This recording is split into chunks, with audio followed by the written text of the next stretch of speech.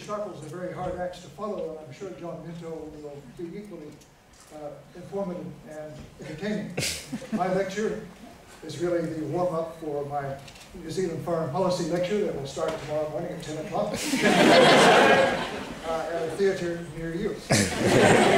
So it's a little bit serious, but it will come back to humor, I think, in the final presentation by my colleague Max. I'm just going to concentrate not on the substantive objections to the declaration, which Don Brash has ably introduced and I'm happy to elaborate on, but rather procedural. And these, of course, have been pointed out by the New Zealand government that this declaration has been 23 years in the making, at all points at which the New Zealand government has consulted Maori and respective other villain governments, the other three, have consulted their indigenous people. The initial declaration went to the subcommission of the Human Rights Commission, and then it went to the Human Rights Council. Now, the Human Rights Council, of course, was set up because the Human Rights Commission didn't work very well.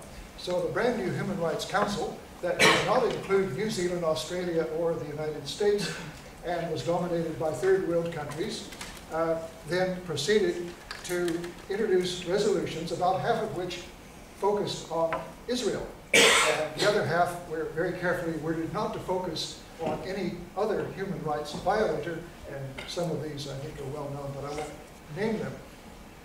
The vote of the declaration was splintered. Sure, 30 was a majority of the 47 members, but there were 17 who voted against or abstained or were absent, so that the majority was not quite as sweeping as the proponents would like.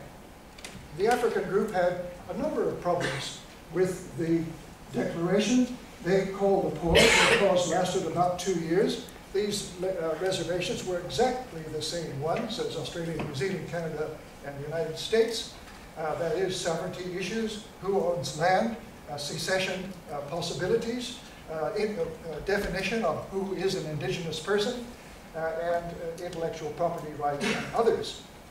So New Zealand and the other three were not exactly alone in their white world. They were joined by a whole continent of non-white people. Eventually the African Union said, we've got to have unity on this issue, and we will in fact acknowledge the concerns of many of our members, but we have to make some progress. So the African countries came in behind the African Union, and they then went ahead with the declaration. They then negotiated with the chairman of the Human Rights Council. And Human Rights Council, these are some of the problems that the African Union acknowledged that they had, same as New Zealand. Human Rights Council carried off a secret negotiation between the chairman of the Human Rights Council and the African Union that resulted in the current declaration. New Zealand, Australia, and Canada were not allowed to participate in this, and their indigenous people were not allowed to participate in this negotiation. The negotiation did produce Article 46 that Don Brash has already indicated. It does in fact very much soften the impact of the entire declaration. It goes then to Third Committee and the General Assembly. Rushed through. It was hoped that there would be majority approval by acclamation. By the way, leave me your email address. I'll send you a copy of this. There's more, lots more. The final vote then, yes, there were only 4 against, but there were 11 abstentions, a number who found it impolitic to attend on that day. Right. And consequently, those voting yes included, of course, China, Myanmar, North Korea, Zimbabwe, and Sudan. They voted without any problems, yes. Britain and Indonesia voted yes because they simply stood up and declared afterwards, it doesn't apply to us anyway. The Indonesians said, we're all indigenous people.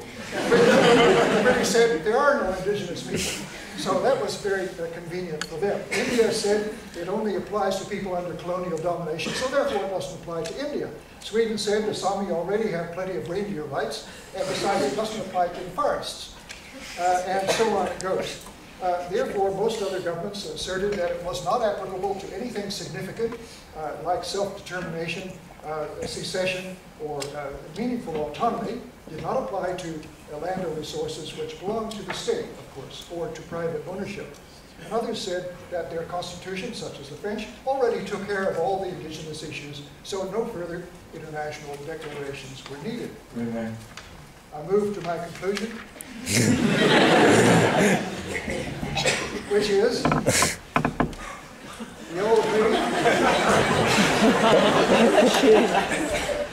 agree indigenous people need rights. But there are many ways of achieving them. The New Zealand government takes the view that this particular declaration is not one of them. It's flawed.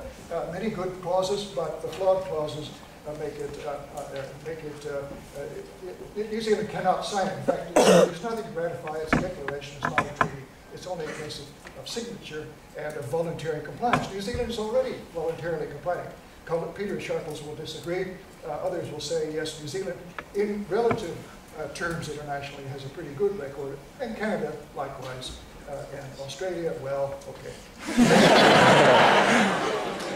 And that there are plenty of other bodies, such as the UN High Commissioner for Human Rights, the Human Rights Committee of the ICCPR. Ring, ring, ring. In fact, will look after the human rights of indigenous people without a declaration.